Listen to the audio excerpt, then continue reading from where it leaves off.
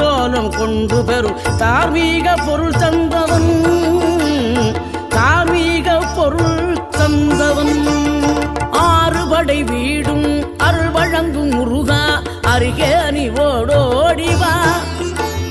மூவிரண்டு முகம் தொலிக்க 2 கரங்களுடன் ஆதரவு தரவோடிவா.